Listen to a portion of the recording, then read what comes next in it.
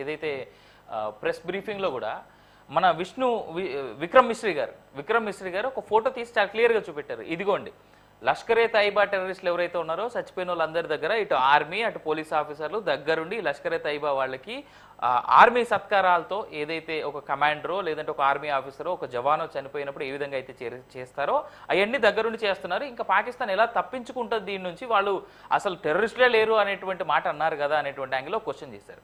అయితే ఇక్కడ ఇంకొక అంశం ఉంది sir, HQ9 technology of China which Pakistan holds or వాళ్ళు ఏదైతే ఇప్పుడు దాన్ని రన్ చేస్తూ ఉన్నారో, అసలు భారత్ పాక్కి మధ్యలో యుద్ధం కనుక వస్తే బాగా లాభపడేది చైనా వాడే అన్డౌటెడ్లీ. ఎందుకంటే వాడి దేశం నుంచి చాలా వరకు మ్యానుఫ్యాక్చరింగ్ కంపెనీస్ అన్ని భారత్కి తరలి వస్తున్నాయి పెద్ద ఎత్తున. ఇన్ఫ్యాక్ట్ ఇదంతా స్టార్ట్ అయింది ఎప్పుడు, కరోనా తర్వాత నుంచి.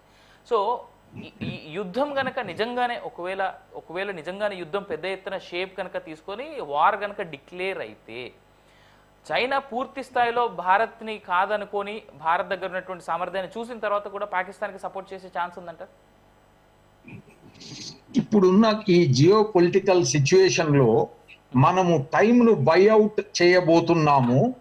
చైనా ప్రాబ్లమ్స్ చైనాకున్నాయి. చైనా అమెరికా ఎట్లా అయితే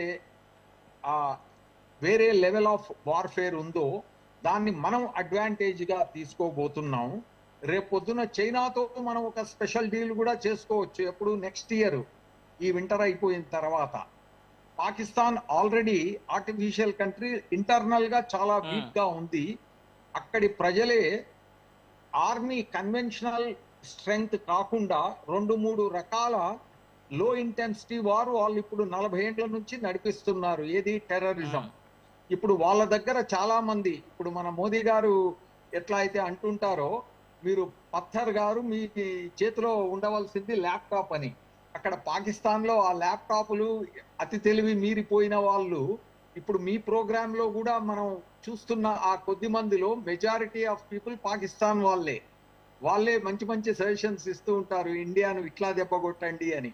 మన దగ్గర దేశద్రోహులకేం తక్కువ లేదు దేశం లోపల. ఇవన్నీ కన్సిడర్ చేసి మన లీడర్షిప్ కరెక్ట్ నిర్ణయం తీసుకుంటుంది.